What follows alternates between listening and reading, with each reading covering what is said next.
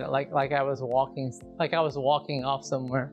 Hey guys, James saying. So I had not intended. I just was going to do a video on Pivo versus the CamGo from Telesin, but there aren't the instructions that came. I like this product. The instructions are bad. So when you get the product, it's a tracker that does not have to use an app. There's a built-in camera which will track you. There's a USB-C charging cable. It comes with a remote where you can manually move the camera. That's I'm gonna put an iPhone on here, or you can put a GoPro on top. But it's a tracker, so you can turn there's a button to turn the tracking on the camera on and off. Let me get it set up on this tripod and show you what I'm talking about. Okay, it did not come with a phone mount. I just happen to have one. Alright, so it's a little bit deceiving that it's advertised as a tracker, pan and tilt. So if you're shooting horizontal, it will track you. It will track 360 degrees, but it won't pan and tilt up and down. So the way this works is there's a button on the back. You hold it on for a long press to turn it on. And I don't have my camera on because it doesn't matter. So if I was using this to track me, so it will track me. All right, so you know it's in tracking me through that camera there. I'm comparing it to the Pivo. It doesn't track quite as smooth as the Pivo, but it does track. Now you can turn the tracker on and off. I'm not going to that. I want to use it as a tracker. You could manually. It has the ability where I can hold a button down and move it left and right. I guess I got to turn the tracker off. The remote's a little hard to see. The controls are black on black. Oh, so there's a little switch on the side to turn the remote on. And I can hold a button down to turn it left and right. I hold a button down to make it turn 360 degrees one way or 360 degrees the other way. I mean, you might find some use for that. I guess I got to stop it. Let me just turn it back and find me. And let's see. After doing all that, is the body human tracker on? So it's still tracking me. Let me get back here. So we can see this here. So as I walk around, you can watch it. You can watch it track me. So all right. So now that this is on the auto tracker, there's a button to hit to turn the auto tracker on and off.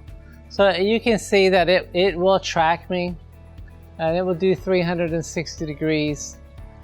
I guess the pan tilt, if I had this mounted like for Instagram, if it was mounted vertically, then I could use the remote control to make it pan up and down, but there's no auto function that I can figure out.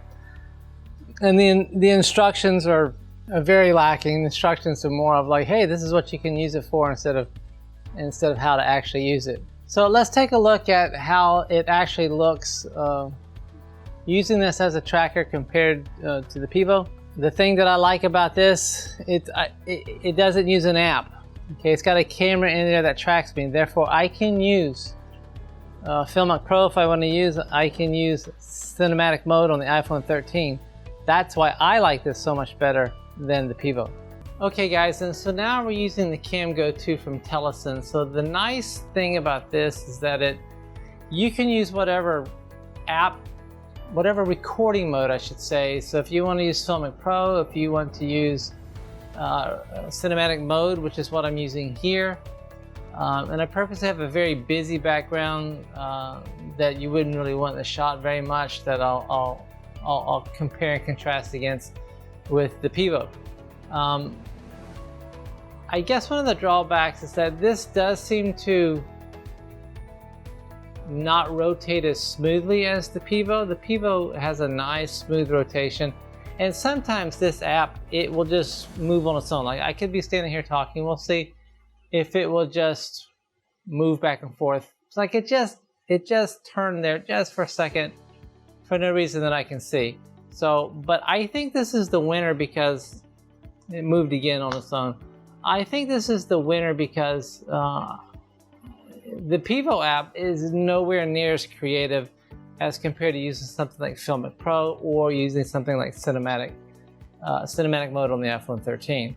So let's compare this to Pivo.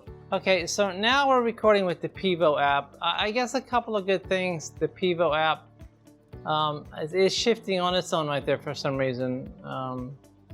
I don't know why that. It usually doesn't shift too terribly much. It does seem a little more intelligent in that, like, if you walk away from the camera, it will zoom up more on you like it's doing now. All right, so it will zoom up on you. So that is one good thing about the app.